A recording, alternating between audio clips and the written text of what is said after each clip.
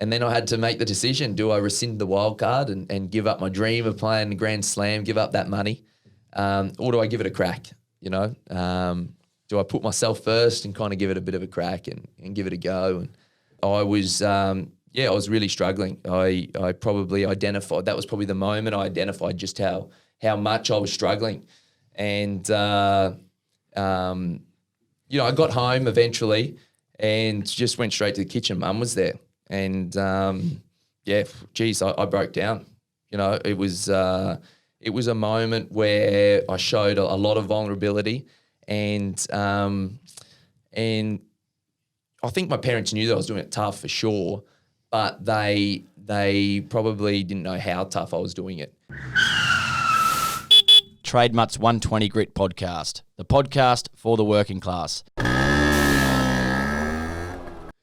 G'day legends, just letting you know that the TX support line is now up and running. If you're a tradie, a truckie or a blue collar worker, don't let it get any harder. Text or call, this is a conversation starter on 04 888 469 88. If you have a family member, friend or a loved one who is a blue collar worker that may be doing it tough and you're not sure where to turn, we're here for you too. Text or call 04 888 469 88.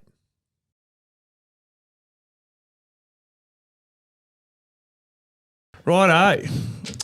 Time for another episode of Trademutt's 120 Grit podcast, a podcast for the working class. And today, we usually have special guests in. And today is no exception. In fact, this one might be even better. Extraordinary. Yeah, we are extremely lucky enough. Actually, this is our first Olympian. The first time we've had an Olympian in the studio. So you've got, big shoes to fill. I want to see that tattoo, actually. You'd have it on there somewhere, wouldn't you? Yeah, no, I actually do. I do. So that is the sound of, that's the voice of Australian professional tennis player John Millman. Now, John, you are currently ranked 43 in the world. You own a couple of racehorses, which is pretty cool. You're a Liverpool Football Club supporter, which is very close to our hearts here. But most importantly, the night that you beat Roger Federer, I've read that you struggled to sleep because your NFL fantasy dream team was being announced, and that just kept you up all night. So, John Millman, welcome to the studio, mate. No, thanks for having me. And good memories with the Roger Federer encounter. Bad memories of the fantasy football draft. I chose Le'Veon Bell, and he sat out the rest of the season. So here's to hoping that my next draft, which will be coming up pretty soon, will be a little more successful. Mate, yeah, it's a pleasure to have you in here. Shout out to big super coach Ben Crow for allowing us to connect and do this. It's bloody awesome. And I was saying when I saw him in your box down at the Aussie Open, I just quickly got on my phone and said, "Fuck, are you doing there?" And then that was the connection we needed. And luckily through COVID, I suppose, it's worked for us to get you in here. So it's bloody unreal. Well, I was just saying, I was lucky enough to watch the Australian team versus Greece in the ATP tennis tournament. I'm not sure what it's called, up in Pat Rafter Arena, but it was an epic battle. But one of my memories of that night was you helping Pervolakos up off the court. You climbed over the net, I believe. To help him up after he slipped, and you don't see that much. Well, two things happened there. We employed a Spanish mob to go and resurface all the courts, and I thought they did a terrible job. So there was sand coming out of it. So there was genuine concern for my opponent that night, and TA probably won't like me saying that, but that court was a shocker.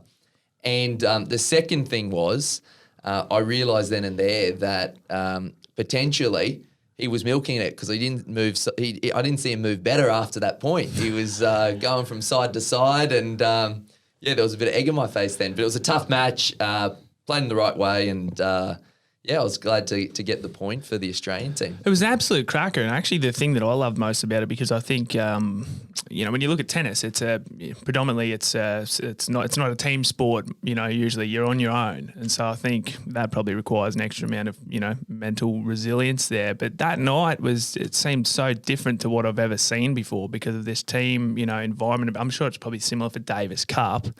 But that was cool, and it just seemed to be a bit of a different vibe. Do you feel that? Oh, definitely, because you're not playing for yourself. You're playing for your mates on the bench. For myself, probably the pinnacle of that is Davis Cup, like you touched on there. One of the oldest team events in history of sport, the Davis Cup, and we're very lucky to be guided by Leighton Hewitt, and Tony Roach, who rank really high in my books. And, there's a real feeling of representing your country there. And in tennis, you don't always get to do that. But the chance to represent your country, I think, is the pinnacle of sport in anything, in any code. There's a lot of pride there. Nothing beats hearing the national anthem before you go out to go for battle. And yeah, it's special. It's really special. And ATP Cup was a great concept that Tennis Australia kind of introduced this year. But obviously don't want that to take away from Davis Cup, which the history that we have in that competition, the legends that have gone before us, I'll never match their feats, but it's definitely another element to the sport that I've played my whole life, being able to play for your country. Yeah, well, it was I don't know, I really enjoyed it, but watching Nick Kyrgios that night, he looked like a different player being part of a team, and I think Nick he's spoken a lot before about I know he loves his basketball, and he clearly loves playing for a team, but when an individual, it's a different battle. So yeah, it's an interesting dynamic, I think. So it's cool. Yeah, it is. Well, love to get a bit more of a timeline perspective of your journey, John, and sort of going from GPS schoolboy and obviously a very talented tennis player, but then your journey into the world stage. So sort of just take us through those early years, and we're talking about some injuries before we came on the air. Run us through that. Yeah, so I probably went down a slightly different path to a lot of my peers. In the tennis world, what you see on TV, the ATP and WTA circuits, there's that happening on the junior stage also, where kids, probably 14, 15, 16, 17, they're traveling the world. They're not playing for prize money, but what they're doing is they're playing for sponsorships. They're playing for to build their brand, to build their reputation. So big companies, big management companies like your IMGs, Octagons get interested. Exposure, Nikes, Adidas, these companies, they want to get the next Roger Federer. So a lot of these kids will quit school. They might do a bit of distance education, and they'll go out and they'll travel 30, 40 weeks a year and try to crack it in the big time, But for myself, I have both school teachers as parents, so it's that wasn't going to sit well with them, and school was very important for them. So I started off at Brisbane Grammar. I needed something I needed a little more flexibility there, so I ended up at Churchie and got through that school education with the thought in my mind that I'd give it a bit of a crack, when I finished school, but. As a 15-year-old, you don't think like that. You look at your peers and you're stressing out that you're missing time. These guys are getting ahead of you in pretty important developmental years for your game. But as I've gotten older, I've come to realise that at school you're not just learning math, science. You're learning social skills. You're building connections that will be with you long past your tennis career. So look, I'm very grateful that my parents encouraged me to stick at it and to stick through school. But, I was probably behind the eight ball a little bit then, because by the time I was 17, 18 and had just graduated, it was time to try to chase my dream. But you find out pretty quickly that if you don't have, necessarily the federation funding, that it's going to be a pretty tough task. Yeah. Well, that's our ex-drafty, old MP3 Design. What's his name? Oh, God, I've gone blank. Anyway. You've dumped me in there. His son, was Patricia. Patrick Hoskins, fucking beauty. Yeah, so his son, he was saying was coming through as like a really good tennis player, but that's what he was struggling with. He was like, mate, I can't afford to put you through. He's like, you got to find someone. I think he's found someone over in Brizzy here that's sort of going to help him sponsor it to get it going. But yeah, that is obviously quite a stressful thing, because you're like, holy fuck, how are we going to get ourselves through Same this? as golf and stuff. Like Cam Powell was talking about, like to become a professional golfer, the amount of money that you've got to invest just to be in with a chance, to be in with a look in, Well, it's an individual sport, and our federation has a lot of money, but people are paid to identify who the talents are and who aren't. And probably the fact that I went down a different path, I probably wasn't, fitting to their pathways, and that's fine because they're going to hit and they're going to miss sometimes. So look, I played with a bit of a chip on my shoulder, but again, I've matured a little bit and I've probably come to realise that that's life. You're not always going to get probably the easier route, and with that, you're going to face some challenges. But if you can get through that, and a lot of people would probably say that I got through that and probably came out probably a little bit more resilient. So how did I start? I had the generosity of a couple of families that helped me. There's no doubt about that. And, they kind of helped me on my way. But another thing I did, my parents are fantastic people, have 4 sisters. They sent us all through private school education. They're school teachers, and that's pretty expensive. That's a huge effort. It's a good effort. It's a good effort. And I decided pretty early on that if I was going to do this tennis thing, I didn't want them to kind of fund it. I didn't want them to mortgage their house. I didn't want them to, I didn't want to put any more burdens on them because, and they would have done Parents anything. do that, Parents do that. But this was kind of my dream, and probably a little bit too. I don't know if I would have handled those types of pressures to really. When I walked on the court, I wanted it to kind of be on my shoulders, and I didn't want to have to carry that expectation. Yeah, not even expectation. That they expect me to, and they still do. They expect me when I go out on court to give it a crack and give it a nudge, and that's in my DNA, so that's going to happen. But I just didn't. Those pressures would be too great for me because it's at someone else's expense. So I had to figure out how to do it.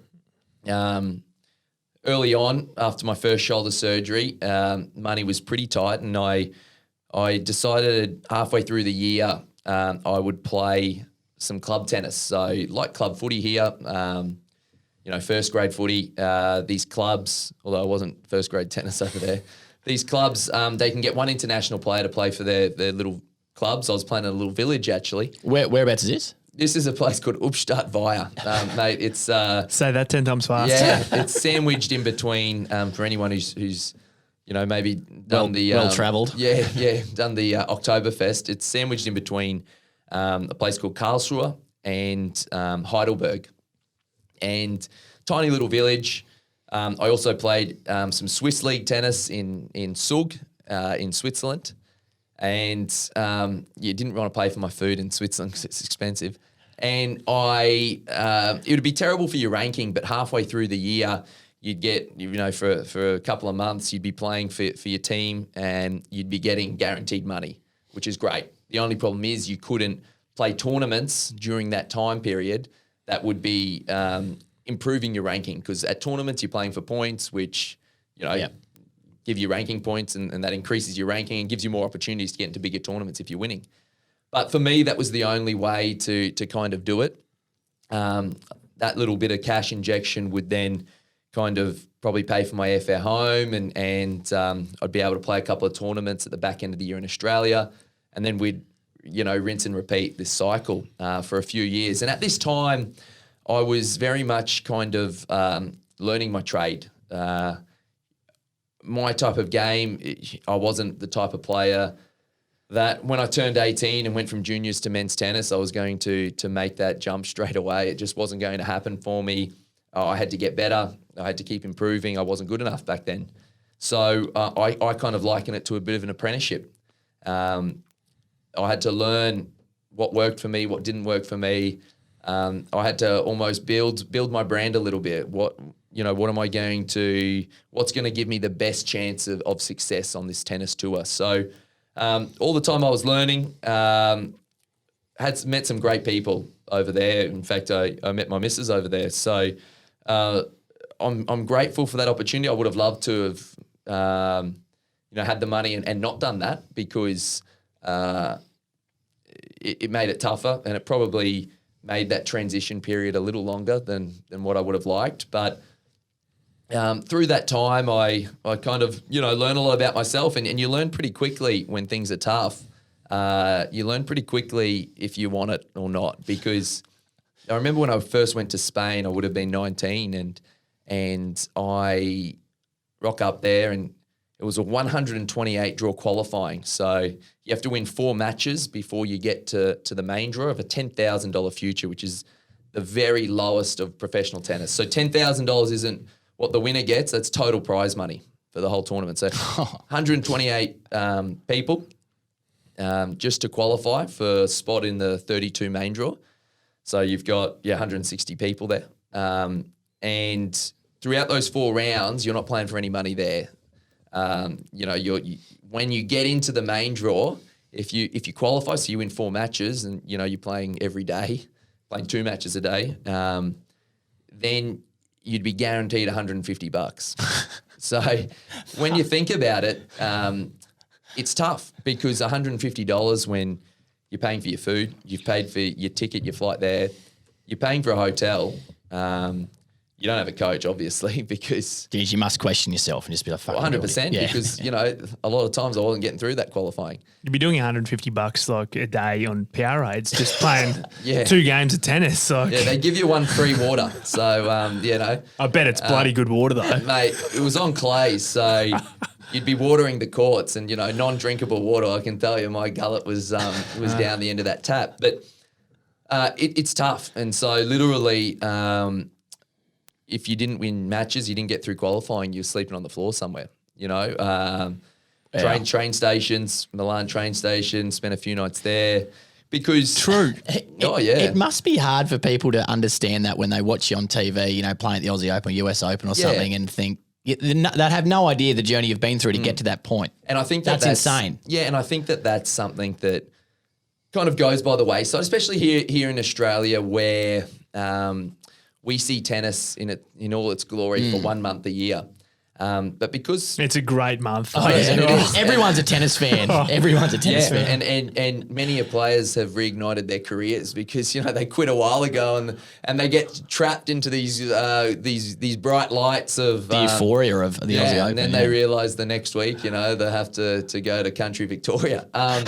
But look, it's not a sob story for myself though, because I want to stress that because I was one of probably the 95% of people that are doing it like this. It doesn't come across as a sob story at all because the reality is you're sitting here, you've done all the things you've done, and you talk about resilience, you talk about doing the hard yards. Well, you're not going to get there unless you've done it, are you? And that's the thing with my sport is that you have to, unless you're one of those few that are really talented that can make that transition really easily, or you have the support of a massive amount of support from your governing body or whatnot, you're going to have to do it the hard way. You're going to have to put in the hard yards, and you find out pretty quickly if you want it or not, because there's plenty of sacrifices at the same time.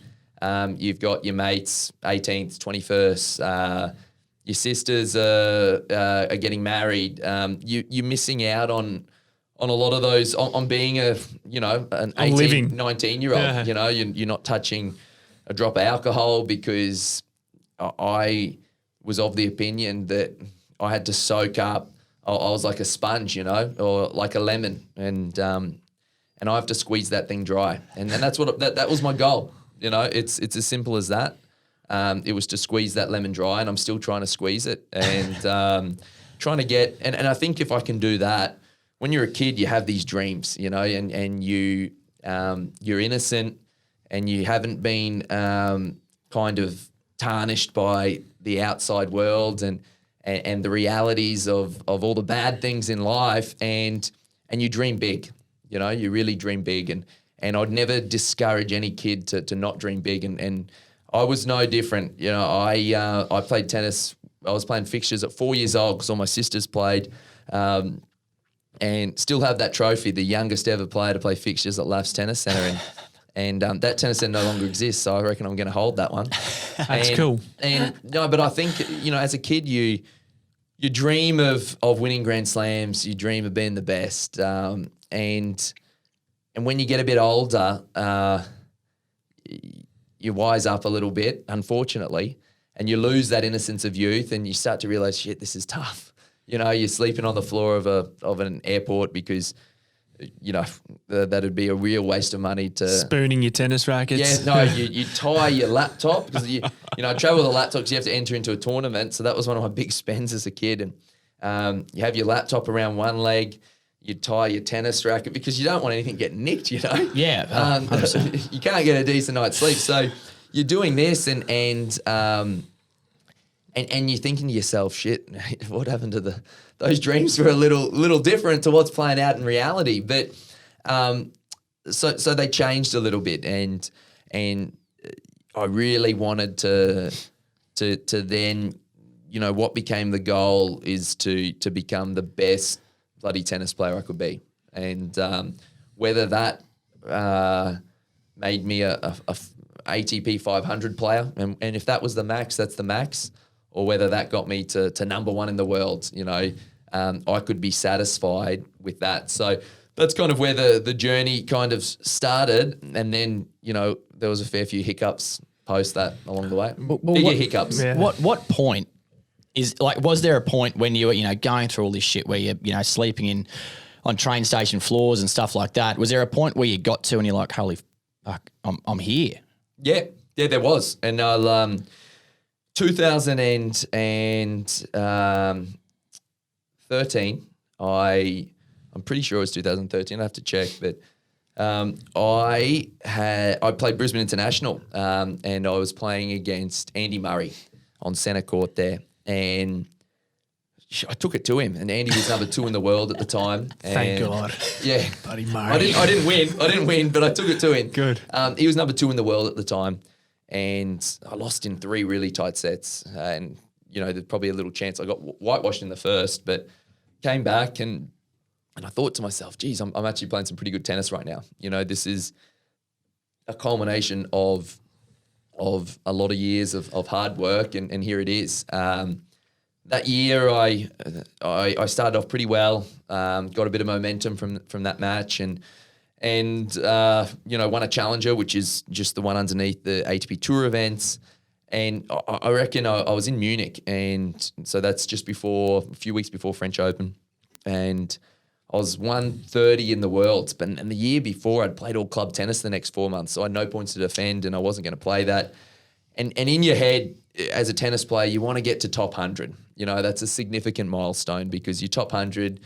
You're going to get into all the main draws of Grand Slams, which is where there's money at, and it's a nice round number, top 100. You're a top 100 tennis player. It's something in the tennis community that, that guy's been a top 100 player. When you go from triple digits to doubles, it's a massive milestone. Sure. Yeah.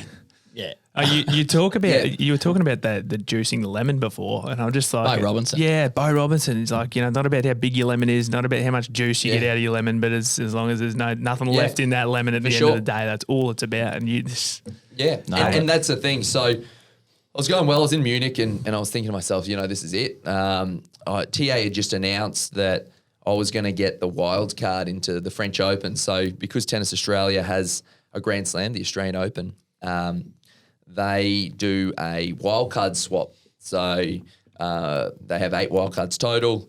They'll swap one with the French Open and they'll swap one with the US Open. So they get those federations get one into our tournament, we get one into theirs. So I was going to be main draw of French Open, Roland Garros, and I'm thinking to myself, oh, this is awesome. First of all, I get a chance to play Roland Garros, which is one of the big 4 tournaments. Second of all, it's about 30,000 euros I'm going to get here, which is, a really nice injection. Just for turning up. Just for turning up. And it's a nice injection there because, I can properly do the rest of the year. That'll set you up, yeah. Yeah, to an extent. It's not going to last forever. It's going to set you up for a bit to be for the like, rest of the year. I can keep cracking on this year. For the rest of the year, I can invest in myself here, you know. And investing in myself, I mean, spending the night at an airport hotel instead of on the floor. Eating decent. So it'd be a bit of a weight off your shoulder. You think, fuck, this is... For sure. And also the fact that I was 130 at the time. I'm thinking... Almost there. Yeah, I'm thinking I'm just about there. I'm playing good tennis. The federation had started supporting me because, they'd obviously seen someone who's improved and and was getting better and was showing a bit of promise, which is great. But to put it in a time perspective, you're saying it's 2013. You finished school 2005. Yeah, 2006 I finished school. 2006, So, yes, I mean, yeah, like- I'm 23 at the time, but I've had one shoulder surgery. It's taken a while. That's that apprenticeship, and it's been a bit stop start with the club tennis, and this has taken its time. So this is I'm finally getting the fruits for my labour, and I was playing in Munich. I'd qualified at that tournament, and it was really cold conditions, and I went up and hit a serve or an overhead, and geez, my shoulders started to get pretty sore. And so the next day I rock up for my main draw match and doing my warm up. It's about 3 degrees outside, heavy courts, heavy clay courts, like mud, and I can hardly lift my arm up, and I'm going, geez, what's going on here? It's pretty tight. Went to Bordeaux.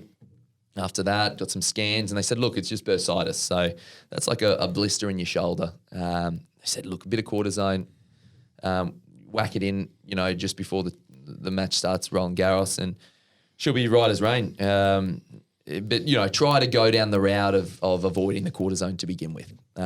Since then, I've never avoided cortisone. Just fill me Give up it with to the me. stuff. Yeah. It's legal, so that's good, guys. I just want to say Jab that. me. But, yeah, give me a jab, and I'll be good to go. So Roland Garros comes around, and it was just before qualifying draw was going to be made. Now, why that's significant? My shoulder was still really throbbing. Wasn't sleeping. And just before the qualifying draw was going to be made, and why that's significant is that once that draw gets made, if I was to pull out in main draw, because I was going to be in main draw with the wild card, a lucky loser would take my spot. So someone who lost last round qualies, name comes out of the hat. And, obviously there's no guarantee that was going to be an Australian. So effectively, if my shoulder wasn't going to get any better and I pulled out, Tennis Australia would lose their spot. And someone would lose the opportunity. An Australian player would lose an opportunity to play a main draw of a Grand Slam, and that's a big deal. But it was just bursitis. So I'm thinking, okay, we're good. So I go to get the injection and to get a scan just to double check where the bursa is. And they said, mate, there's no sign of bursitis there, but you've got a torn labrum. Now, a slap repair surgery is really significant. That's in some people it's career ending. Your labrum's kind of the glue that holds your shoulder together, and where my bicep tendon attaches to my labrum was where I'd done the damage. And they said, look, we can still inject it, and it could take away the pain, but it's a short-term solution, but you might be able to get through the tournament, or you might be able to get through a match, they were saying. So I'm in a bit of a conundrum here, because it goes against everything I stand for to not give it my absolute everything when I walk out on the court. And if something in my body's stopping me from that, then, or if I had to serve underarm, for example, because literally I couldn't lift up my arm at that stage prior to the injection, it's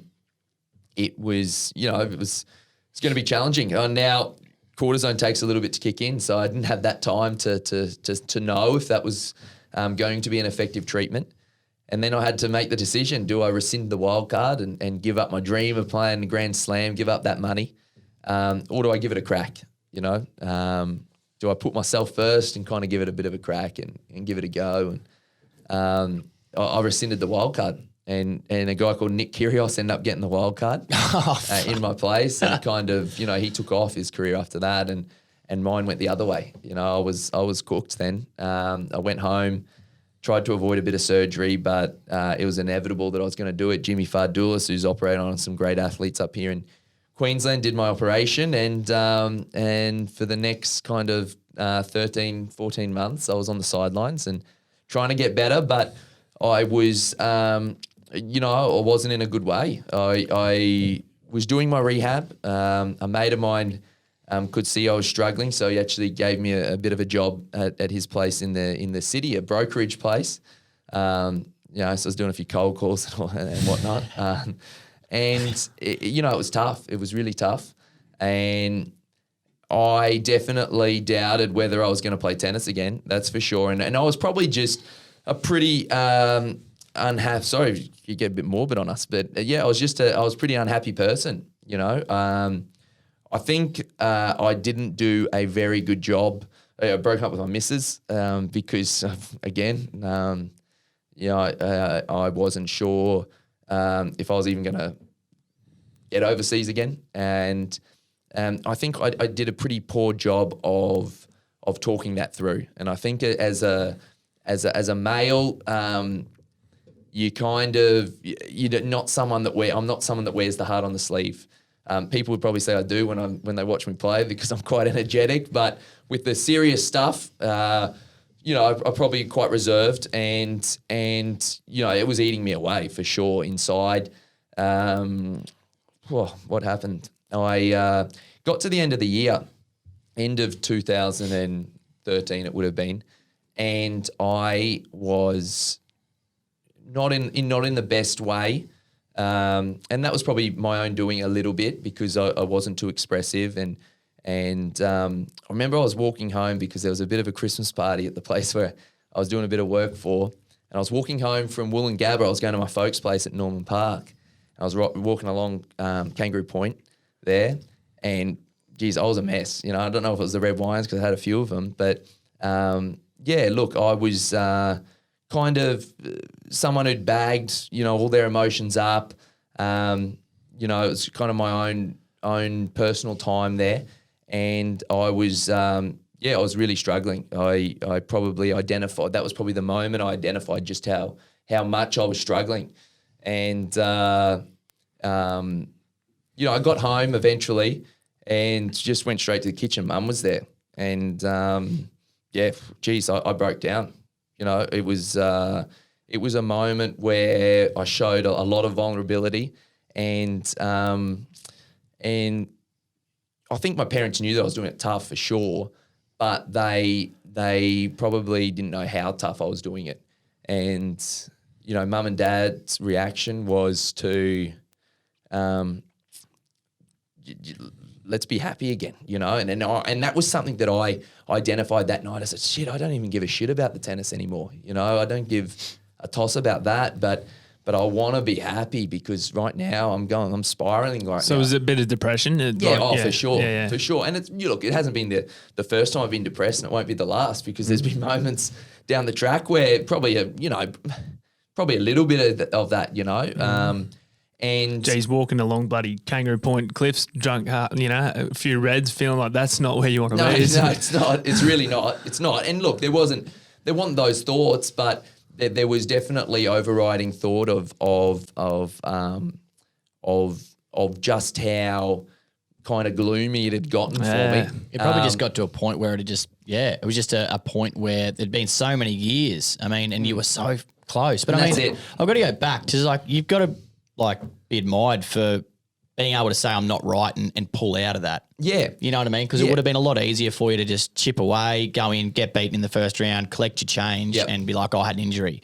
But mate, that's incredible to pull out of that, to make that decision is unbelievable. Yeah, and look, it was definitely a tough decision, I'm not going to lie, but it's one that I look back on and I'm quite proud of what I did then, I'm quite proud of not putting myself first in an environment in tennis where you are very selfish. And I've been plenty selfish throughout, my tennis career. There's no doubt about that. It's an individual sport. It's dog eat dog. And I've been definitely selfish. But yeah, look, I think for me, it was figuring out what was going to kind of make me happy again, and that was something that spoken to Mum about. I needed to figure out, what's going to make me happy again. And we go back to the lemon analogy. And I think the reason why I was so unhappy was the fact that there was a lot of, I felt like I hadn't reached my potential. I felt like there was a fair bit of juice left, and I didn't have a clue if my shoulder was going to be good enough. I was very lucky to have very good physio and a very good strength and conditioning coach who's now at the Lions, Dirk Spitz. And I was very lucky to have a great family, and Jimmy Fardulis, who did the operation on me, who, he's the type of surgeon that would send me a message and say, mate, keep at it. Ryan Harris just took 5 for at Lords and he had the same operation for you, and not everyone's like that. Yeah. And that's a text that I remember getting from Jimmy, That's awesome. Yeah, it's brilliant, because we sometimes say that doctors' bedside manners aren't that great. Well, it wasn't the case for me. So I kind of thought that that's what would make me happy. So kind of almost a light bulb moment. And I wouldn't say it happened overnight, but I really set about what I was going to do to try to give myself one more chance to get back on track. And I really kind of just threw myself, I probably spent a little bit less time working, and I really threw myself into doing everything possible. You know, I wanted to be an animal when I got back on court, and I was good to go. And from then, probably that trajectory kind of flipped on its head a little bit, and I started to rebound and to get back on track. And it's amazing that shift, what that brought about, and the fortunes that happened then. And I managed to. It took a while. It took a good 8 months after that moment. So that's 13 months total to get back to a point where I thought, okay, you know, I am back now, and I can, you know, I'm starting to play some good tennis again, and the shoulder, I'm a lot more confident with it. And there was one last kind of defining trip for me that kind of sealed the deal for me. And I was heading away to play 3 challenges in America, in California, and I had $6,000 in the bank account. That was it. I had $6,000 in the bank account.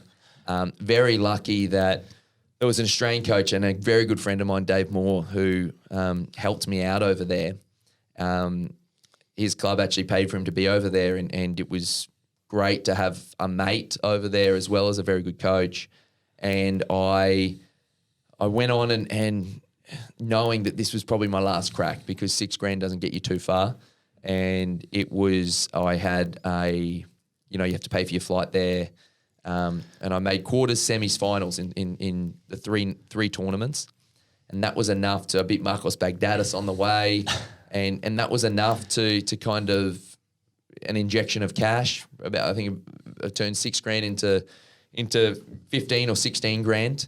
Lovely. Without the expenses, you know, and then you know, that was the expenses aside. So like all of a sudden I've got a chance, and my ranking had really improved, and I finished the year winning 2 of those challenger events.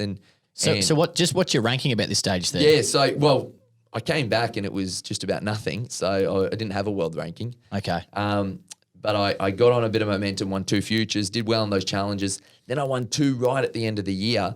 And all of a sudden, I'm back to where I was before. I'm about 130 in the world. And, you know, I've kind of exploded back. I got nominated for one of the comeback players of the year. I tell you what, there wouldn't be many people at home listening that would think someone that was 130th in the world for tennis had $6,000 in their bank account. Yeah, well, I wasn't before that tournament, but by the end of the year, I was. What I mean? Like that's 100%. Yeah, mate, that's like, holy shit, the work. Yeah. Like you must have just been like, holy, like the mountain you had to climb again. Yeah, for sure. And you know, it wasn't long after that, because I had no points to defend because I was injured the whole next year. It did take a little bit longer because I was feeling that pressure going, this is my opportunity to make top 100, and I probably didn't. I played Roger at the Australian Open. Was that the first time you played him? No, not at the Australian Open, at Brisbane International. Was that the first time you played him? Yeah, it was. So I played him. What is that mindset? So that was how do you go out to play Roger Federer? And did you get his autograph? It was funny because I was in the change room underneath Pat Rafter Arena. You're in the change rooms and Roger's got his team there, and I was just there by myself. And he's got 30 minions running around. And for whatever reason, I don't know whether it was because James Duckworth was playing, but for whatever reason, and I've never asked Roger this because Roger's and his coach, I've actually have a very good relationship with them. And for whatever reason, him and his team, and it was so strange because Roger's a guy who speaks 1,000 different languages and one of the more articulate guys you'll meet. But he's got a bit of a playful side to him, and he and his team were quacking like ducks in the change room.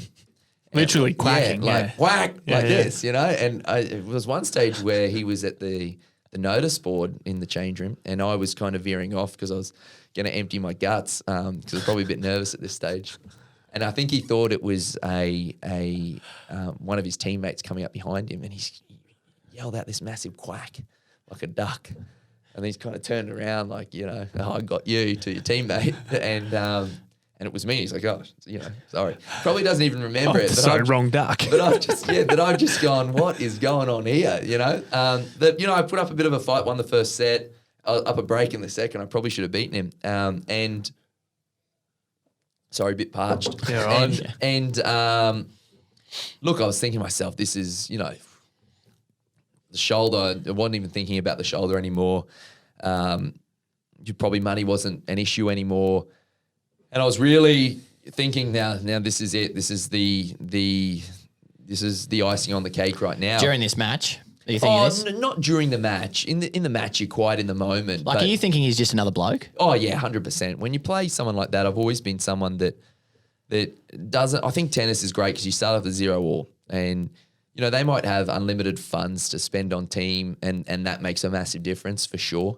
Novak at Indian Wells in Miami last year, he had his own recovery bus. So it was a big bus that had all this recovery stuff in it. These guys have like massage tables and all that. I don't even know what was in it. Everyone's just gone, yeah, that's Novak's bus. Oh, that's normal. And it is an advantage. But the one thing that does happen in tennis, when you walk on the court, you start off at 0-all, do the coin toss, try to win it, and I've never been someone that wants to play someone's reputation, because I think that is doing a disservice to yourself. It's already going to be pretty tough for you because they're pretty good, and you don't want to go out there and do any type of disservice and give yourself any type of handicap out there. You want to go out there and give it a really good shake. So it did take after that, I would have loved to have cracked it a little quicker, but it did take another 5-6 months when I actually qualified for Wimbledon. So I wasn't even thinking about the top 100 because that came a bit of a thing in my head. Oh, I've got to get to top 100, got to get top 100, and the results probably weren't quite coming. And I qualified at Wimbledon. So at Wimbledon's the only Grand Slam where you play qualifying offside. It's actually at a cricket field down in Roehampton, because, we're not good enough to play at Wimbledon. They say it's because we shred up the courts, but, quite elitist. And it's also last round qualifying. You're playing 5 sets of tennis, so best of 5 sets. So that's a little bit different too, because normally last round qualies, it's still the best of 3 until you get to the main draw. And you go from in qualies where you've got to blow up, kids pool with a bit of ice in it for your ice baths. You're eating in a tent and stuff, and then all of a sudden you qualify. And with that actually coincided my first entry into that top 100, which was so significant to me back in the day. But I finally qualified for Wimbledon, and I was thinking to myself, this is unbelievable. And it was, it's the Lords for cricket. It's the Augusta for golf. Wimbledon is hallowed ground for a tennis player. So I got on the blower. Mum was a few wines deep. She was a bit drunk. She was with her sister, and they were following the live. So Mum gets nervous. Whites and Wimbledon don't go well with Mum because she gets really nervous. And my old man, is proud as punch, and got them on the blower, got them on a flight over there to get over to Wimbledon to come watch me play some tennis, and that coincided with me being in the top 100, and probably after that really establishing myself as what I deemed as a worthy tennis player. Did you grow confidence through getting to that 100? You were like, puffing your chest. Yeah. I'm here now. Like, I was more relief than anything else, a lot of relief, because the sacrifices that you've made, but not just the sacrifices you've made, but the sacrifices that those people around you, your friends, who have been incredible support for me. I've got some great mates who have really supported me along the way. I've got a great family who I've never felt any pressure or expectation from them. And I've had some really significant people who have helped me along my tennis journey, helped me with my game. And, there's a lot to mention, but I won't go there. But just it's a relief, because you weren't so stupid to think that you could, do something in the sport, and you want those sacrifices to amount to something. You'd be lying to say, oh no, it's just all about the journey or whatever, because you put in work because you do want it to amount to something. And that was a really special moment, and kind of really was just good, positive reinforcement for, you know, a lot of toil and a lot of struggle. Mate, that's absolutely incredible. Like, you must have had, like, along the way there, you know, in all those years between graduating and, you know, all those injuries and, like, with your family and mates, did you ever think that they were kind of, were they ever worried that you were going to fail? Like, did you get, you know, were they sort of like looking out thinking, oh God, Yeah, you did you know, ever feel John, I like don't shit, know, like, they don't have my back as much as they did 3 years? But Not like, back, but you know what I mean? Like, they're not supporting me. They're not there as much. It's sort of come off a bit. and they must have been scared that you weren't, you know, that they must have been worried that, you know, this might not happen for you. And you know what? I think that's something that I can say I never really felt that, and I'm extremely grateful for that. It annoyed me sometimes. Mum, she'd go, you know, John, you just don't want any regrets. You know, that's Thanks, Mum. And I'm like, yeah, but you know, you don't know how hard it is. You know, it's really tough. You come out and serve it. And I think they always had belief in me, and the one thing I think that they really wanted was for me to share that same belief. And it's easier said than done, because, you know, when you're overseas and you're grinding away, you know, you're away from a comfortable environment, it's you do question, you know, how good you are, or you know, if it's all worth it. And you must feel super alone a lot of times. Like, Yeah. it'd be one thing if you were walking out onto Pat Rafter Yeah. Arena every single match, Yeah. you know what I mean, with family around the Yeah, corner. don't But think of that, do you? to be travelling away Yeah. all the time, I mean, you know, you're dealing with a lot, you know, of 100%. travel, sleep, just being in a different, eating different food. Yeah. Like, like, do you get to eat, when you're away travelling, do you eat the same stuff that you eat when you're at home, or you got to eat, you know, like local food, you know what I mean? Yeah, well, you nowadays, and the tournaments I'm playing, you get fed like champions. Yeah. You know, you get fed like kings. You can have whatever you want. But early on, it was just, you know, it's Street really food. well. It really depended on how you were going, because if you weren't going well, then you'd kind of go really cheap as you can, and if you were going well, you treat yourself. Yeah. I remember I'd like actually playing in Italy, because you could get like a margarita pizza, and honestly and really good. And back then, you know, this was a while ago, you get it for like €2.50 for like a proper good pizza, like €3 max. And if you won, you might toss in a few mushrooms on top, you know? So, but that Treat yourself. You'd eat your best then in places like that, but it's not always like that. But I guess, you know, I suppose my kind of point is that you're away from all the comforts, and you've just got to adapt. 100%. And that's what makes tennis really tough. And that's what, in Australia, some of our players really struggle with that concept, because in Australia, you really don't have the opportunity to stay in the country and play tennis. You can't do it. It doesn't work like that. Yeah, I suppose if you're European, you're pretty much home you're a lot of home. the time. Yeah, you know, you can spend 7-8 months at least in Europe, you know, Yeah. a train ride away from being home. And when you herald from Australia, you can't do that. You know, it's 5 months on the road. It's 6 months on the road. What about? We'll get to the Federer match in a second, but I wanted to ask about like your support network when you're on the road, right? Like, do you have blokes that you've met that are in the top 100 that you're sort of hanging out with, and you're at tournaments and you're going and catching up with, and you know, not vetting, but you know, talking with one another and explaining like shit you're going through? Like, have you got a support network that you have? No, not really. Not in terms of that, because I don't think you want to show much vulnerability, you know, but you do build connections, and you do build people that you want to spend a bit more time around. like other players, or just but I've always kind of tried to, I mean, for myself to kind of keep saying I like having a bit of an outlet. So I've always tried to kind of separate the tennis world and my social world. You'd have to, that for your own sanity, Yeah. I reckon, actually, Well, wouldn't a you? lot of people that, you know, that's all they've known, because a lot of these Yeah. guys have quit school young, Yeah. and that's been something that's been really important for me.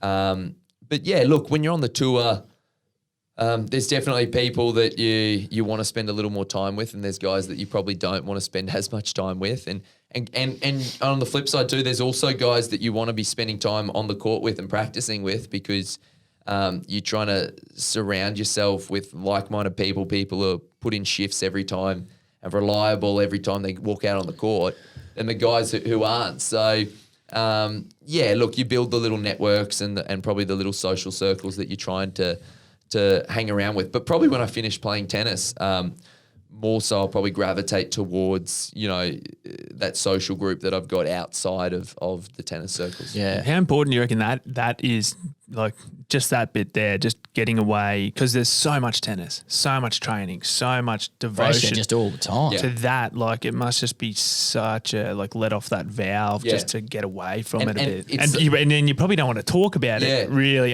With We're talking about it right now. No, I think it's important to have releases. Yeah. You otherwise you get engulfed in all this white noise in your head. So, and it's as simple as, for me, I would have loved to have studied a little more on the road, but it's just almost impossible when you're traveling 40 something weeks a year, because you can't get to the testing centers when tests come around. So it's something I'd like to do down the track, but you have your releases. I play my fantasy football.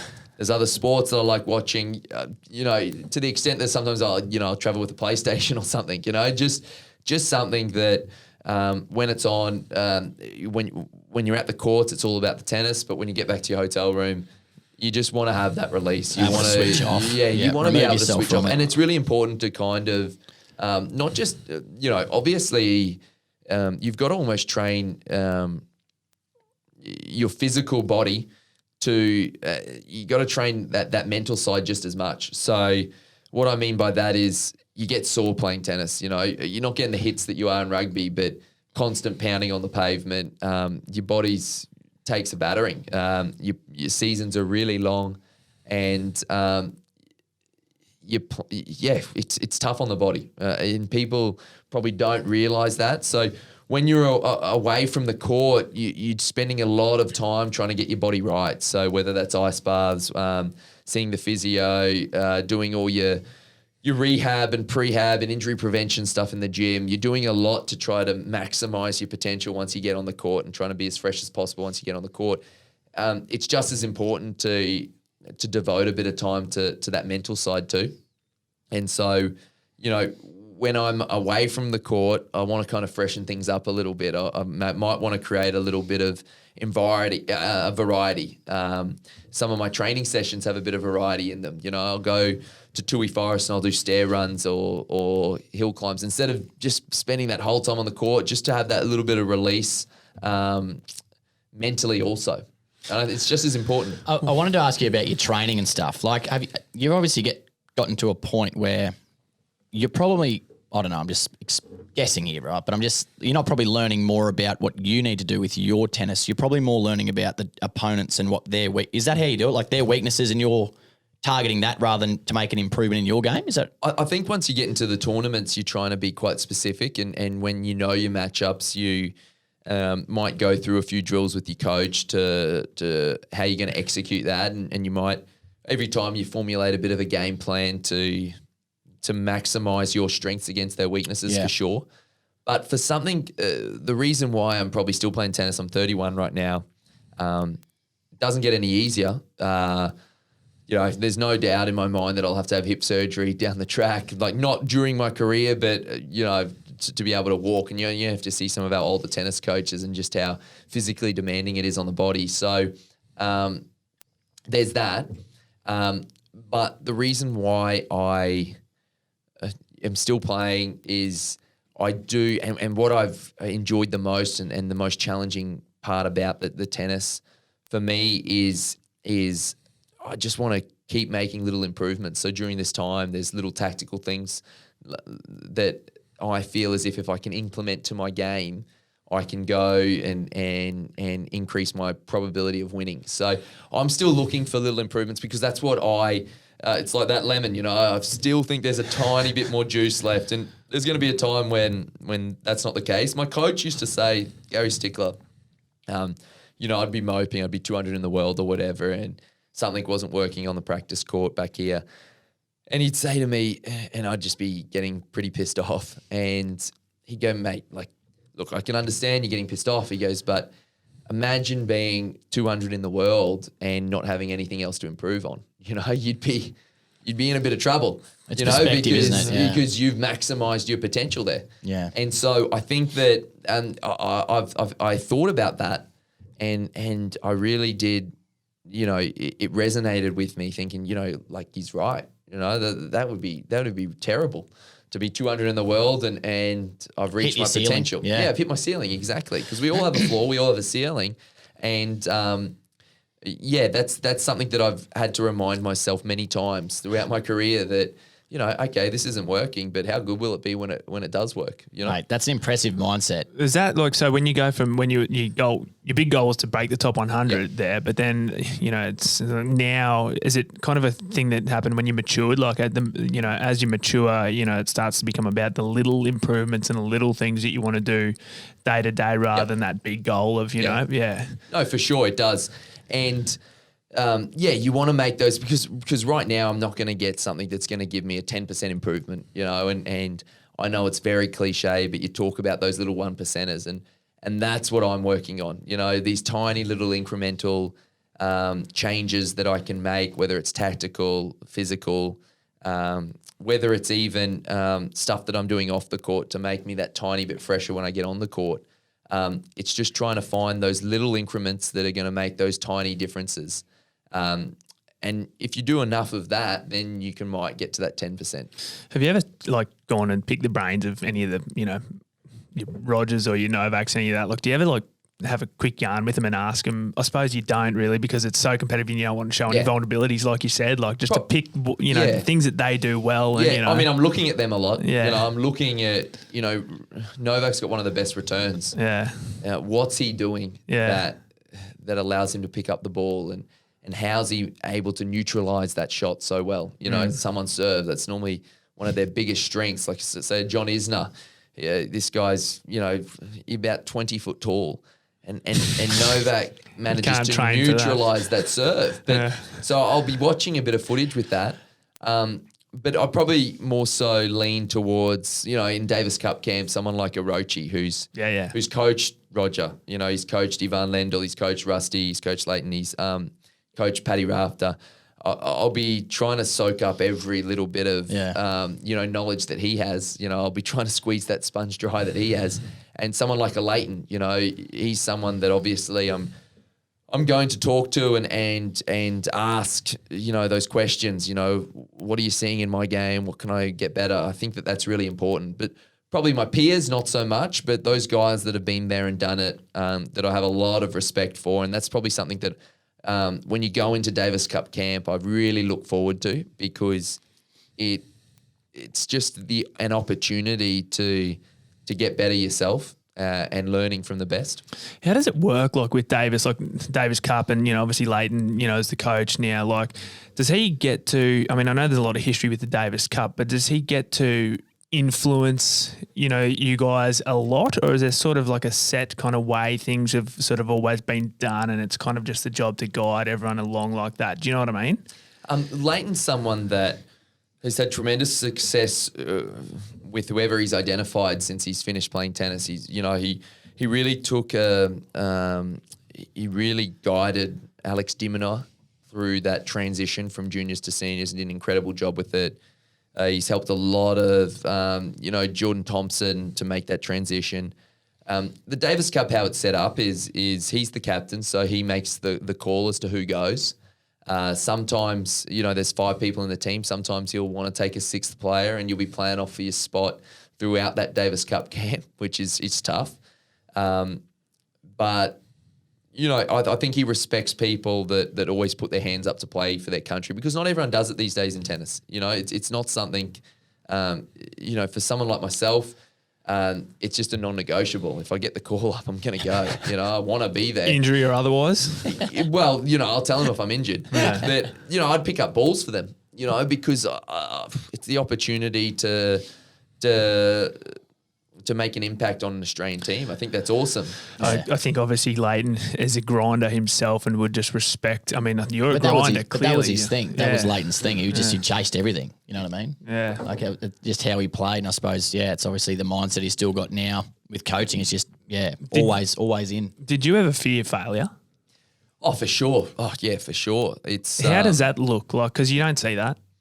Yeah, I mean, there's constant times, and I think that's what when we said about those support networks that you have and that positive reinforcement that they give you, because there's plenty of times where you doubt yourself, and there's plenty of times where the anxiety levels are high because you don't think you're good enough, and that's. How hard is it to beat that demon? Yeah, I mean, I think it's something that it's a tough one to put your finger on it exactly, but even when I play, I think it's all about reinforcement, positive reinforcement. If you can't get it from within, try to get it from the networks that you've set up around you.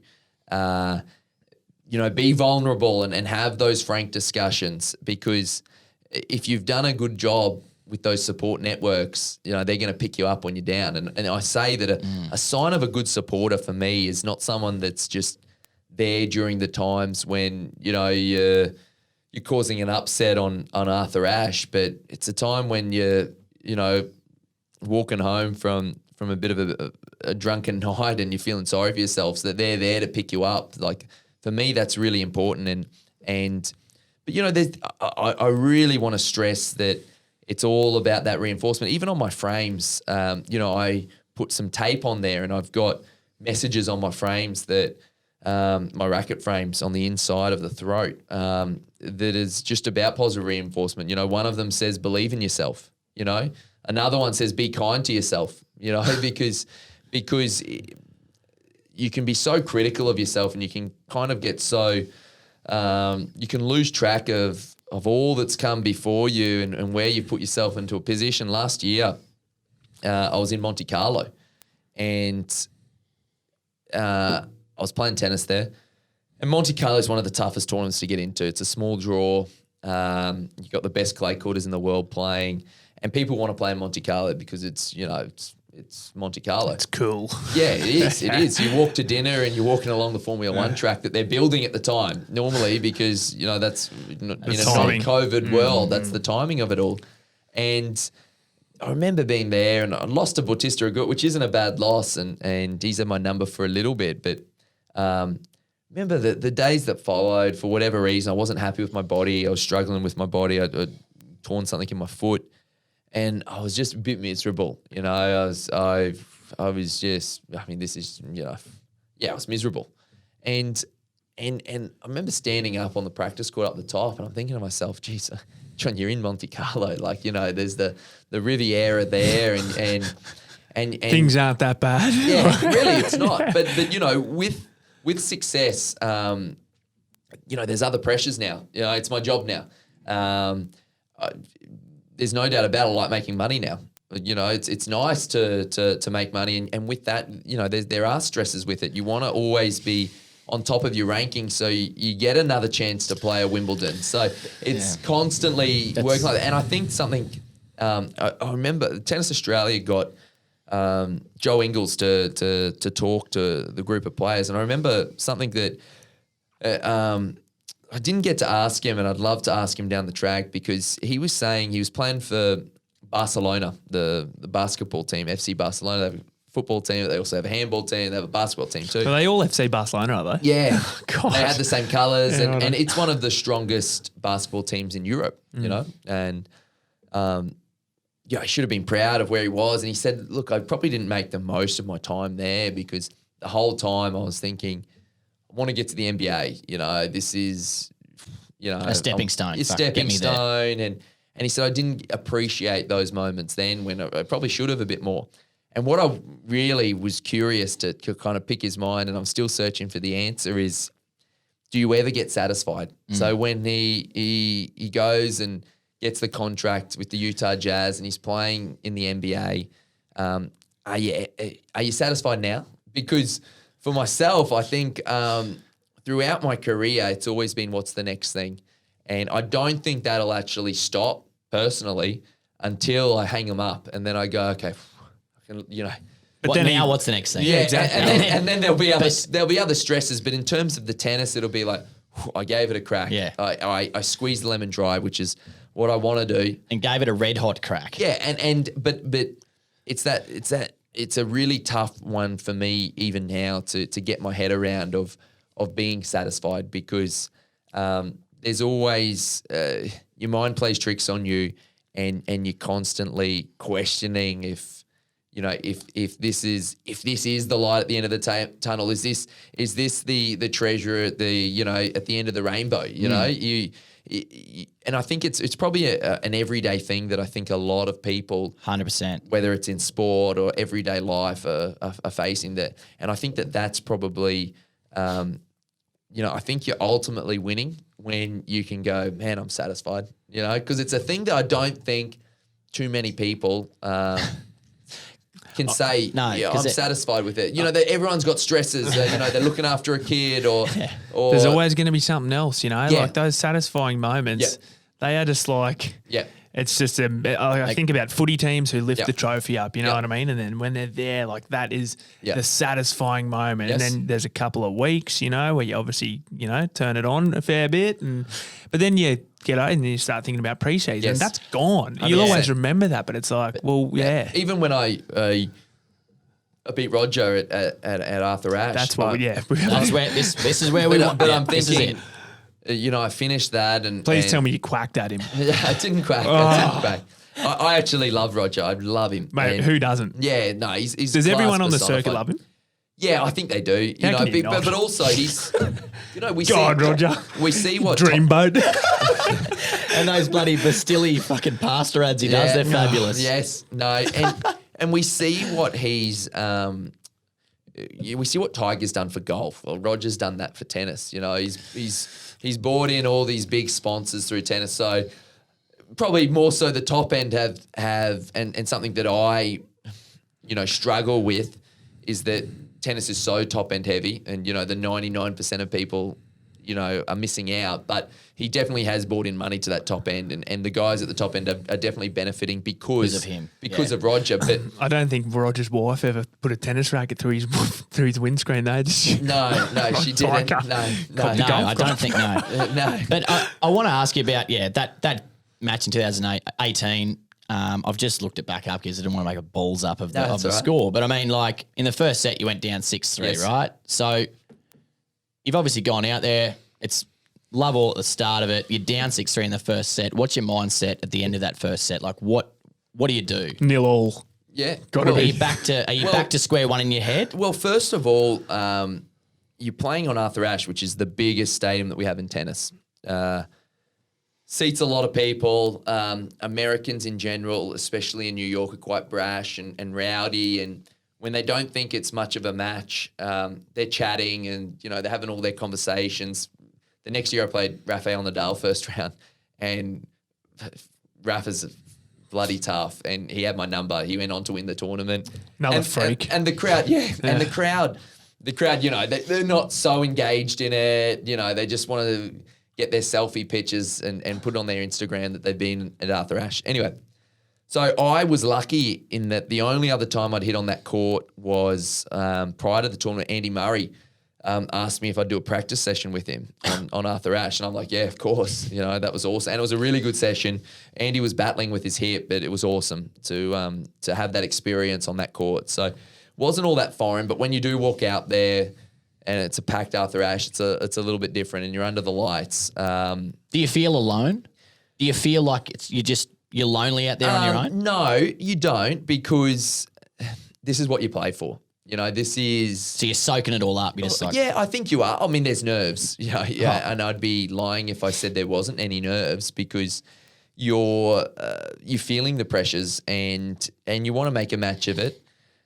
I'd been lucky. I trained earlier that year with Roger, actually, at Jorge Lehman's house, one of the richest blokes in the world. He has a grass court that we managed to hit on, which was awesome.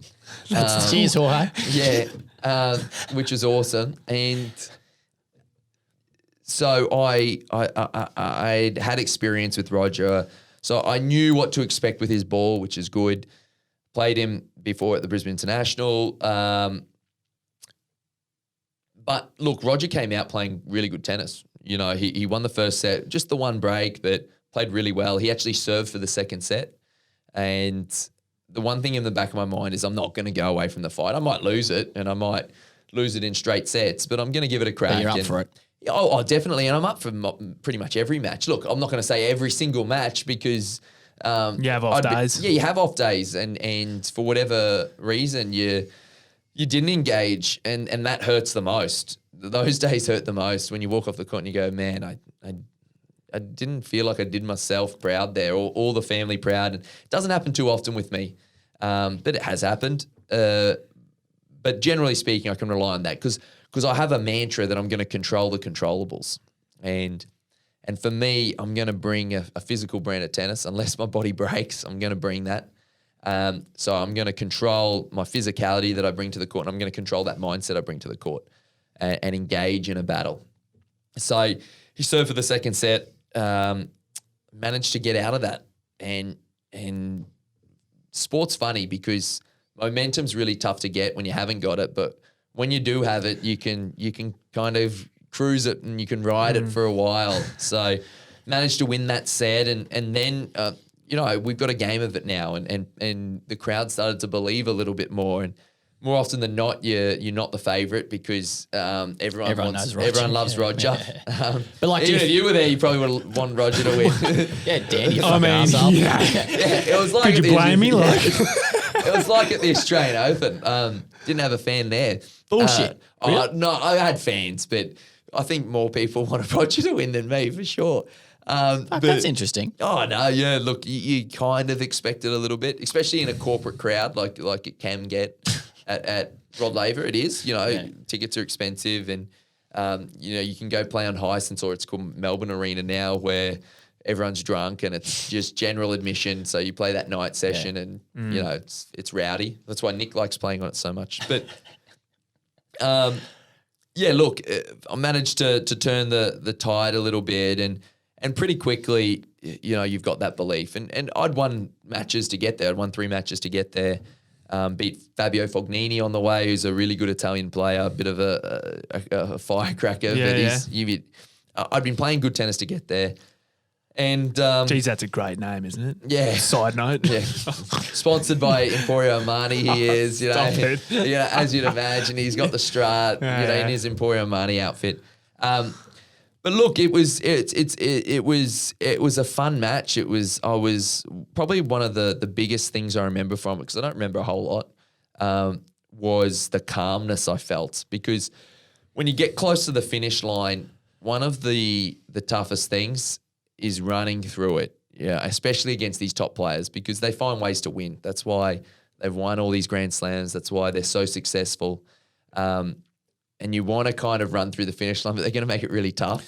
So were you sort of fearing getting to that match point? Not fearing, but you were anxious about it. You're like, holy shit. Well, normally you probably would be. And this is, that's a normal reaction to have. And this is probably what was, and again, even at the Australian Open, for whatever reason, and at the US Open, I felt quite calm. And what happens when you can get a bit anxious, or those nerves start to kick in, your legs feel like jelly. That's a pretty common thing.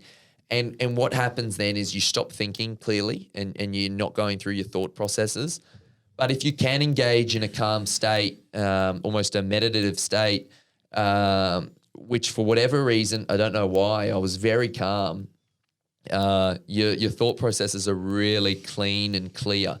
And it was probably, it sounds silly to say because of just how good a player he is, and he'll be long remembered after he stops playing, and long remembered after I stop playing.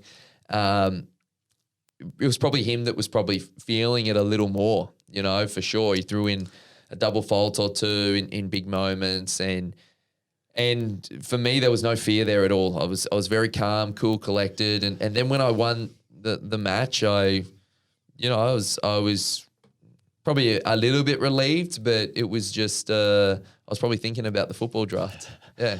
Mate, that's incredible. And an interesting thing I heard you say was, like, you don't really remember it. Yeah. Well, you don't. It's the exact same as I look back at the Olympics, which was one of the best things I've ever been able to do, is to represent my country at Davis Cups, to get my number. I remember the meeting there that I had with Leighton and Stoltz to say you're going to play day one against Belgium in the semi-finals against Goffin in Belgium, and you're going to be number 108, which means I'm the 108th player to play for their country at Davis Cup, which is pretty cool. You think of Got your number. and so that'll actually go in on this arm for sure. That's going to happen.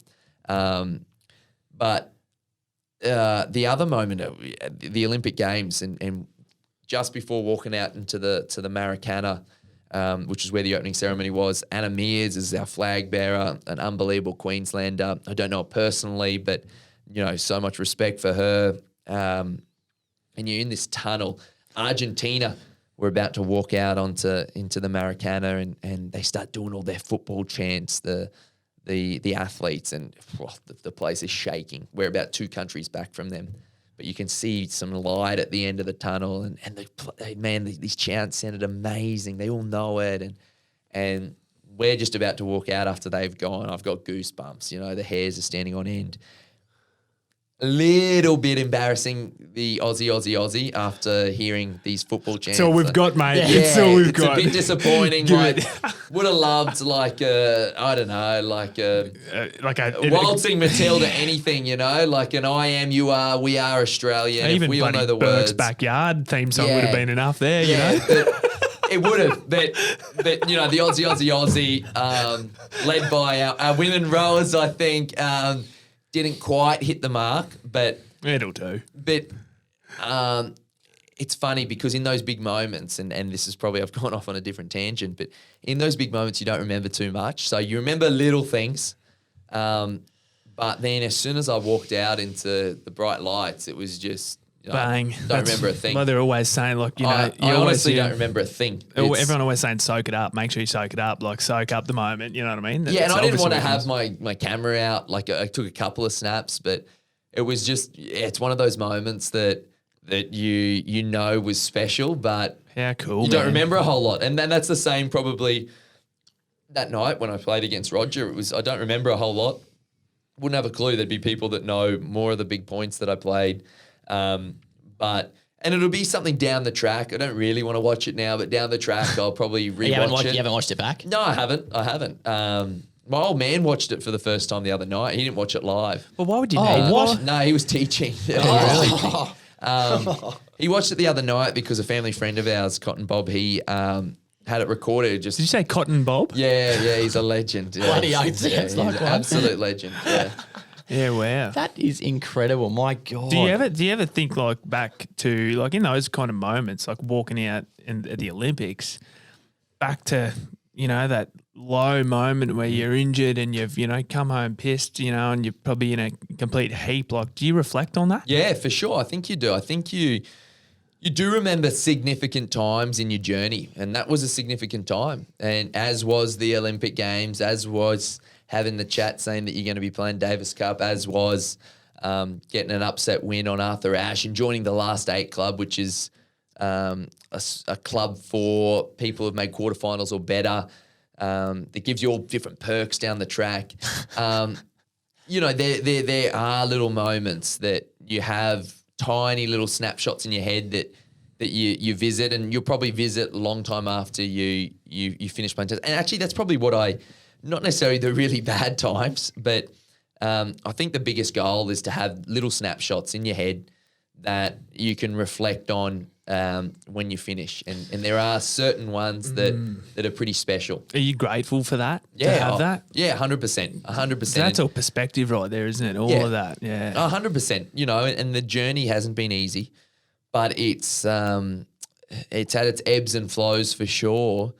But I think there is a sense of pride, I think, and I think that's pretty cool. And there's definitely a sense of pride in when my old man talks, and he's never been, a crazy tennis parent, but there is a sense of pride when he's talking to his mates, and I think that's actually pretty cool because, for me, getting the tick of approval from your folks is the most important thing, and I think I got that, so that's pretty cool. You're going to write one hell of a book one day. No one will read it, mate. Yeah, I have to win a slam.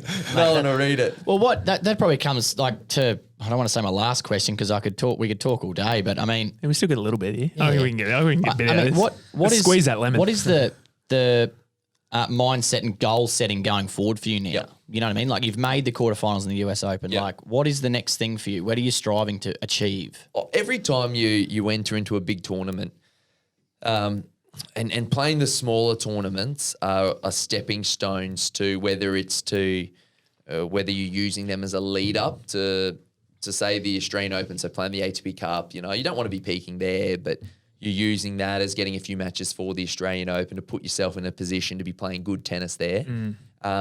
So the little tournaments serve a purpose, but because I've done a fair few of them, I understand that they serve a purpose or they're important to get your ranking points to give yourself a chance to play in those big ones. But you want to create just a few more of those snapshots at those big tournaments. Now, as a kid, you dream of winning them, but you know maybe that doesn't happen. But there are certain moments during that time and during those, you know, walking onto the court, centre court, Wimbledon, about to play Andy Murray, third round. Like I remember that. Don't remember much of the match again, but I remember that moment and remember turning the corner. David Beckham's there, and I'm walking down the stairs. There's the famous Rudyard Kipling quote, and I'm not going to do it justice because it's famous and I can't recite it off the top of my head. From the If poem. Yeah, and it's about if you can meet triumph and adversity the same. You know, it's a ripper quote, and It's a cracker. And it's actually littered in that's one of the more famous. It's like Liverpool. You'll be a man, my son. Is that it? Something like that. Yeah. Well, the backstory with that quote is that he had a son, and he encouraged him and said it was his duty to go off to war, and the son didn't return. You know, he got killed in action. Wow. So a lot of his writing and work actually reflects, you know, the most traumatic experience of his life. Yeah, you know, wow. sending his kid and encouraging his kid to go on a war. So you're walking on the court. So that's another snapshot there. You know, you can see it there, and you're about to walk on. Not too dissimilar to Liverpool. You know, you'll never walk alone. You know, the poster there. The placard there before you walk into Anfield. This is Liverpool, I should say. That's what it says. This is Anfield. Anfield, This is Anfield. I should know. I'm a big Liverpool supporter. This is Anfield. You know, they touch it, boom, on you go. So, it's about, for me, I'd love to get a couple more of those snapshots, you know, in the career. And I do feel as if there's a couple more to get, hopefully. And if I can do that, it's pretty cool. That's so cool. It's incredible that you're so driven. So driven, but it's for the moments. It's not for who you're playing or necessarily for the results, but for those moments, because that just reflects the opportunity, and that's what you're clearly grateful for. Yep. And I think not enough people, you know, are necessarily grateful just for the opportunity. They forget, they get lost in, you know, potentially the result or, you know, the outcomes, but you're just happy to be there. Yeah, for sure. And I think that's because I've spent a fair bit of time playing in Gimchon, Korea, you know, where no one's there and the Pizza Hut guy's delivering the court to the bloke returning the serve, you know, like it's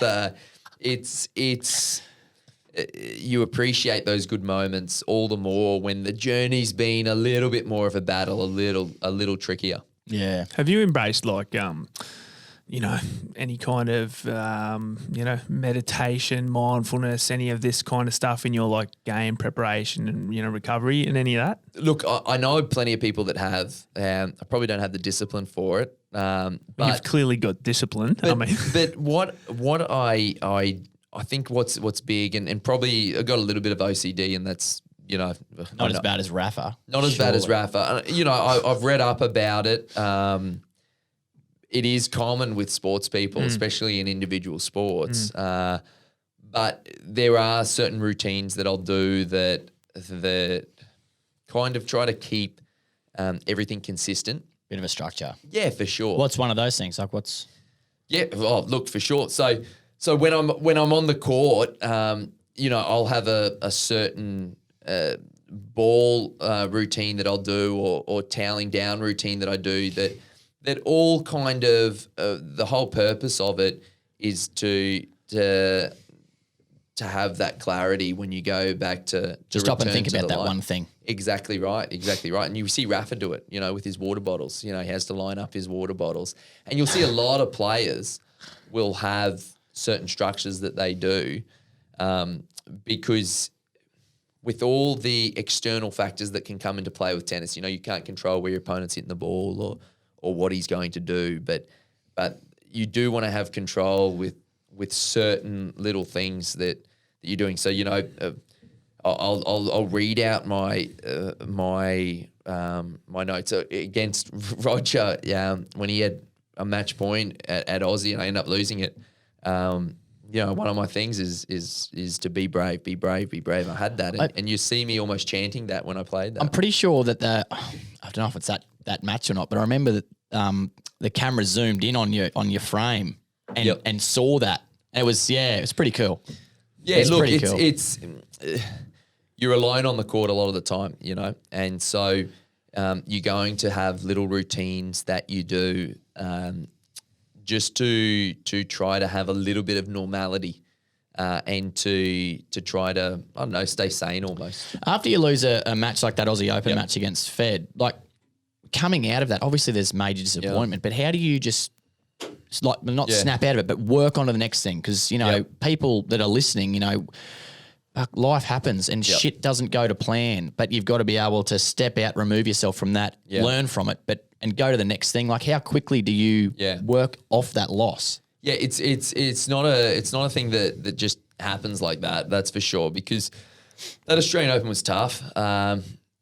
Obviously, you never want to lose a match when you have opportunities to win it for sure, but you've engaged in a battle for 4.5 odd hours, and you want to come out the other side of it. And when you do put yourself in a position to potentially win it, it's the worst thing in sport. But first of all, after that match, I woke up really sore because I'd torn my calf, a grade 2 tear. I had a grade 1 tear just the day before that tournament started. I was practicing with a guy called Tiago Monteiro, who I ended up playing a little bit later on in Davis Cup. And it turned into a grade 2 during that one. So all of a sudden I've gotten up and I've had to worry about that a little bit. But you're disappointed. You really are disappointed. You're shattered. That's normal. And that's normal because unfortunately it's not the only time I've lost. And for a day or two, it really stings a lot. And you're going to cop a lot of external criticism from people. That happens a lot, especially in this day and age on social media. We cop it a lot as tennis players.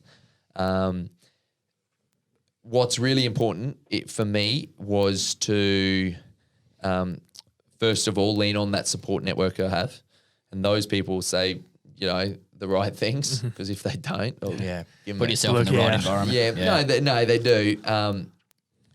But again, when I walked onto the court, I wanted to control the controllables. I wanted to control the controllables. I wanted to bring a really good mindset, and I wanted to bring that physicality to that match. And look, you replay the points when, I got up in a match tiebreaker, which, if it was a regular tiebreaker, I would have won it. But got up in a match tiebreaker, couldn't quite finish him off. You replay those points. What did you do wrong? I didn't think I did a whole lot wrong. I think Roger did a whole lot right. I engaged in the patterns that I wanted to engage in. Again, I thought I was actually thinking pretty clearly during that stage. So that's a little box that you can check off and go, okay, I didn't do a whole lot wrong there, but did I control those controllables? Did I hold myself to account in that match? And I did. I did. I put in a massive physical shift, pushed myself to the limit. which is what all those hours training on the court's about. And mentally, I thought I applied myself, during that whole match. So I think after a few days, you kind of get over it because of that. And look, you still look back and reflect, and would have been great to have won, because not only was it a chance to beat Roger in your home slam, and to extend your stay at the Australian Open, but that draw opened up a fair bit after that. So that would have been really tasty. Did he go on to win it? No, he didn't. He lost to Djokovic in the semis, but there were a couple of gettable matches after that, and I mean his body was cooked by the end of it too. And I think that was maybe a contributing factor in that match. It was so physical. Yeah, it was incredible. Yeah, but it was good. But I controlled the controllables, and yeah, it still stings a little bit, but you have to move on, and that's our sport, because you can't dwell on that for the rest of the year. You have to move on. And after I got the calf right, I played a couple of matches just to try to get ready for Davis Cup, and I wasn't right playing those matches, but come Davis Cup I was. So I'd kind of peaked at the right time there, and my last memories of tennis matches prior to this COVID was actually contributing to get our team into the new format, but the finals in Madrid, which has been postponed for a year now because of COVID. But they're actually really good memories to have. It was one of the more memorable tennis experiences that I've had, being able to be a contributing factor after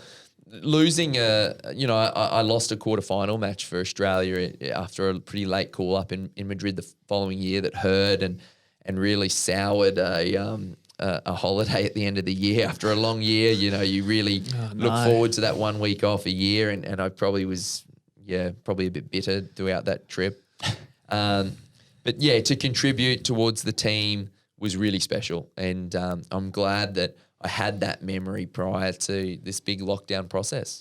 Do you ever look at guys like Andy Murray, and how he cooked it right now? He's with injuries, he's out, isn't he? Done. Well, he's trying to come back. Is he trying to come back? Yeah, and he's done. Oh, I thought he was. He's got a metal hip, and I look at Andy and I think it's incredible. That'd be a huge thing to come back from. Yeah, it is, and he's doing he's trying his absolute hardest because he loves the game. Imagine that. Fighting the dog. Imagine that mental game that he would have been going through for years. Yeah. I mean, I thought he was done for sure. No, and he's he's an absolute animal. And it's for someone like him. And I think if I was in his position, I'd be hanging him up. Like, what have I got to prove? I've won. You were in his position though. I hadn't got the Olympic gold medal. I hadn't got. He won Wimbledon, didn't he? He won Wimbledon. No, I haven't got the Grand Slam through 3 Grand Slams. I haven't been world number 1, and it just goes to show. We talk about satisfaction. We go back and we talk about, are we ever satisfied? Yeah. and Andy Murray, clearly not isn't satisfied. And look, Yeah. he probably being the competitor he is, he probably thinks he can go back and win a Grand Slam, but chances are he probably won't, because it's incredibly tough to win 7 matches against some of these guys with how physical tennis is with a metal hip. But if he does that, it would be very clear that it's not about winning, or it's not about the money. It's about just proving it to yourself. Yeah, to yourself, knowing that I'm not done yet. Yep. Whatever it is, I pick know yourself I've got, up off the canvas and go again. It's incredible. I follow the NFL and I see Alex Smith, and if ever you see a documentary, watch his documentary. And but where's it? What's it on? Not Netflix or anything like that? It's not on Netflix. It's on one of the platforms, but really it was on one of those like 30/30s ESPNs or something like that, but really get a track of that. This guy literally was, and the visual footage is disgusting. It's so bad. He's literally nearly lost his leg. God. He had a really bad snap. Not like Anderson Silva in the UFC. Have you ever seen that one? Yeah, I have seen it. Well, so this was a similar bad snap. Like a compound fracture type thing. But then what happened is his whole leg got infected after the surgery. And so it's a shocker. And he's just been cleared to play for next season. Like, that's insane. These guys, and this is a guy who's made hundreds of millions of dollars in his career. But Yeah. it goes to show that you're not the only one out there that is maybe not satisfied. You know, despite what you've done, there's still more boxes to tick. Yeah, and I suppose you look at Rafa and you look at like Joker. Like obviously, you know, Joker's he wants to win the most Grand Slams. I'd assume he'd be thinking, I want to get in front of 100%. You know what I mean? 100% he is. That's what I mean. So like, Yeah. it's been a common theme the last few podcasts. It's like that talk about it's just levels, and we go back to like the Kevin Hart, Joe Rogan podcast. Like he just talks about levels and you just keep leveling up, leveling them up, and there's no ceiling. It's just what the next thing is and what you've learned and what you can apply and the little 1% changes you can make. And mate, it's so cool. It's just fucking awesome. I've thought of a question. Come on. I hope you remember this. And I can't remember exactly what game it is, so I need your help here as well. But we've had Greg Martin on the podcast. Yep. Marto. Yeah. And he was telling us he hates Nick Kyrgios with a passion. That's He fine. blames his father's death Oh, on yeah. Nick Kyrgios. He blames- Blames Nick Kyrgios killing his father. Because his father, the story is that his father was watching the news when, you know, Nick Kyrgios was copping some bad media, and his father, you know, let out, you know, stuff Nick Kyrgios. I wouldn't. No, I wouldn't feed him. If he was a dog, I wouldn't feed him. if And then he's- he dropped dead He had a heart attack instantly, and died. straight after. But Anyway. Marto was telling us about where he was at a game of yours, and there wasn't a big crowd, and you were down, and he just gave you a big Queensland. Yeah, Do you I know remember? exactly when it was. I was playing against Montañez on. Ended up winning it in 5 sets. I was playing against Montañez in 2016, and he's a Spanish guy, but he's pretty tricky and crafty.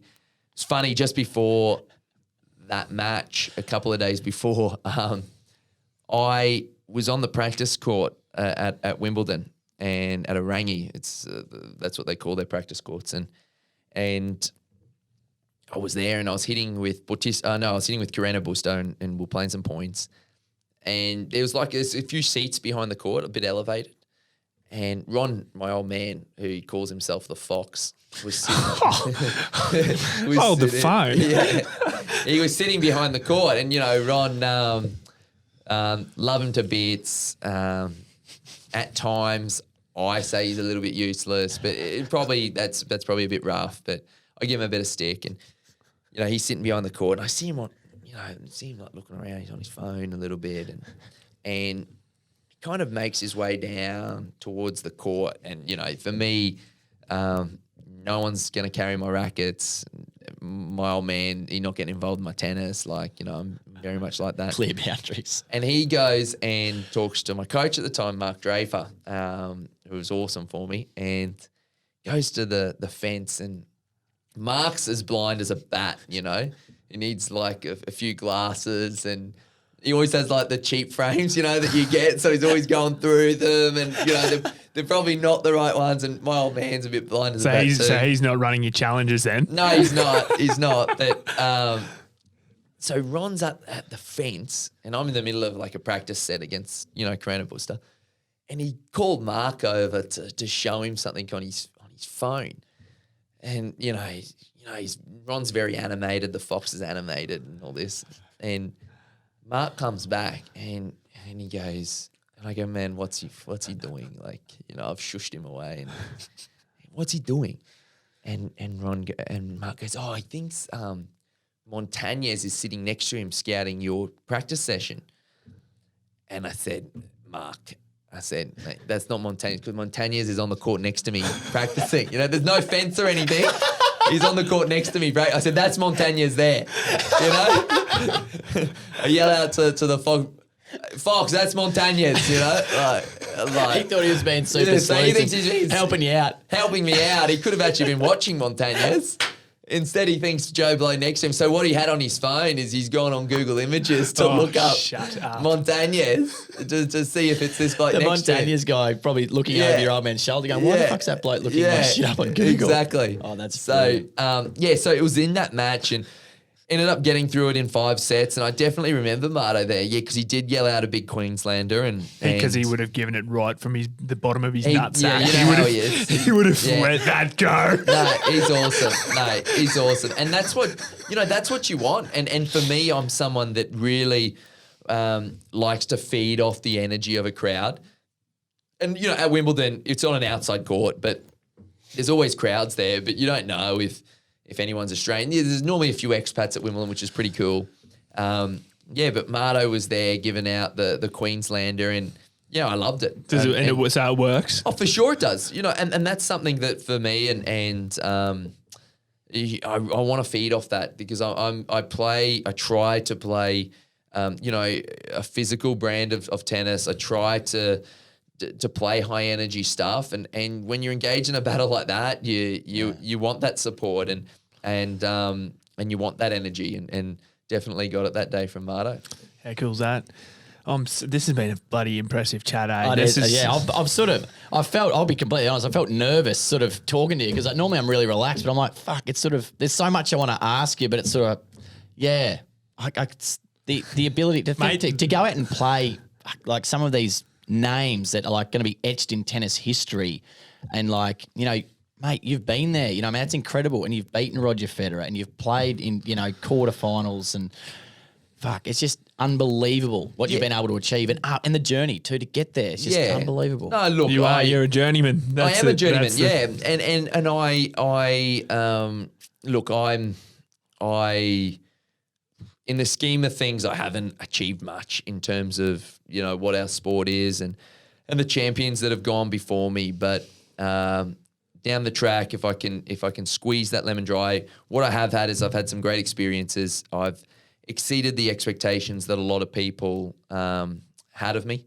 Probably after a while, especially when you've been down in the doldrums, I've exceeded my own expectations at times, and I've given it a crack. And if you can live with yourself with that, and I feel as if I'm at a place now where I can, then I've achieved some sort of happiness. Now, I don't think that the story's ended just yet. I hope it hasn't. I am 31 now, and I'm not going to be a Roger where I can play till I'm 38. You know, it's not going to happen. But I do feel as if there's a little bit longer to go, and you know, hopefully exactly what I said. Hopefully when I'm done, I've got a few snapshots that I've added to my collection now that I can look back on and be known for a guy that, you know, probably from a background not too dissimilar to a lot of other people that gave it a bit of a crack and gave it a nudge. What would you say to anyone out there listening, whether they've got a dream to, you know, whether it's to play sport or, you know, start their own business, whatever it is, you know, because you've done the hard work, you've done it harder, you know, than most others. Like, yeah, look, I think probably two things, and we touched on one of them already, and that was to not forget of the dreams you had when you were a kid. You know, I'm a big believer in that, and I've probably become more of a believer of that more recently. Because I think probably it extends to the fact that my sisters have now started to have kids and stuff, and they have such a vivid imagination, and there's no fear with them, you know, right now. You know, they haven't had. They're not tarnished yet. They're not tarnished at all. You know, there's no stresses involved in their lives, and so they have the ability to dream big, and I think that's.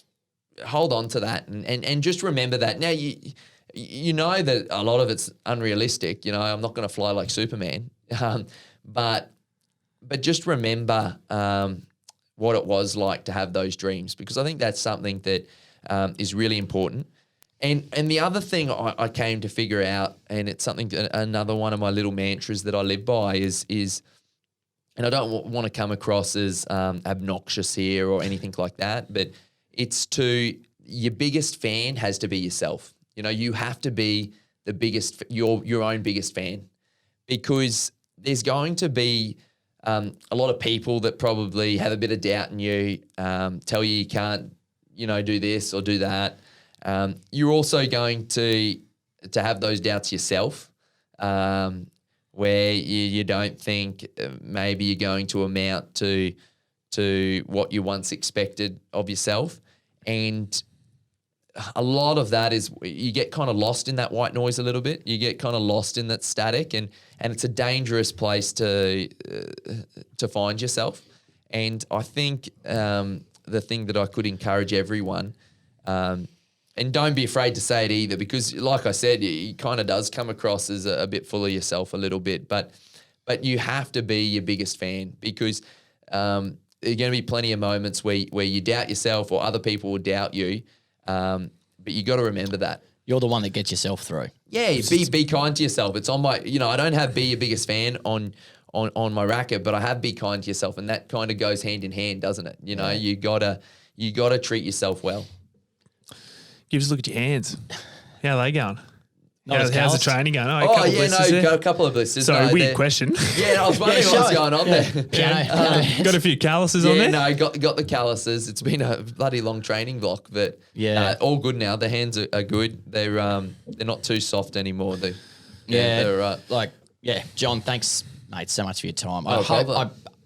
fucking hope that everything opens back up and you can get back on the tour and bring some smiles to more Aussies' faces. Against some bloody awesome And opponents. I would have to encourage anyone, because as I said, the first time that I've been to a tennis game was the ATP Cup, and it was unbelievable. Yeah. So I would highly encourage anyone that hasn't been to watch a tennis match. Yep. Mate, it's epic. And we're lucky in Australia, maybe not currently with COVID, but during that month of January, and perhaps I'm a little bit biased, and I'm a massive sport lover. I'd love to go to an AFL grand final at the G. I love State of Origin, been to a few of them. Formula One, I think, is awesome. But the Australian Open that we've got in Melbourne is a world-class event, even if you don't like tennis. Come early, come the first week, because, the place is jamming and it's an unbelievable atmosphere. You're going to see a lot of tennis there. You're going to see a few of the battlers, which is awesome. But it's now a phenomenal event. Not just about tennis. It's an entertainment event now. They've done an incredible job there. And I can guarantee you won't regret it to get down to the Australian Open. One last thing. Quick question. Big game. Do you listen to pump up music before you play? It's interesting, mate. I used to have one of those, the iPod Nanos, back in the little day. shuffle thing. Yeah. I really did. I had one of those little iPod Nanos, and I loved it. I'd run with it. I'd do all that stuff with it. And now, and it's been a long time, music's not necessarily something that pumps me up. Yeah, right. If every now and again, I'll whack it in. I just invested during this COVID time of some wireless earphones, so maybe it'll start to happen again. But look, if something pumps me up before Davis Cup, a lot of my peers are all into the rap and stuff now, and look, that's just not my roots, and so I'm. Look, Jimmy Barnes, working class man. That's my. That sums it up. That's my. That's my walkout song at Davis Cup. The boys know that. That's unreal. Epic. Look, it's. That's awesome. You got to always know where you come from. I think that probably sums you Sums up, it mate. up. Yeah, thanks, John. I mean, really appreciate it. I know we got a lot out of it. I know our listeners are going to get a hell of a lot out of it. Like I said, best of luck going into the future, mate. And thanks again so much for your time. No problem. Really appreciate it. Pleasure to be on. Thanks, mate.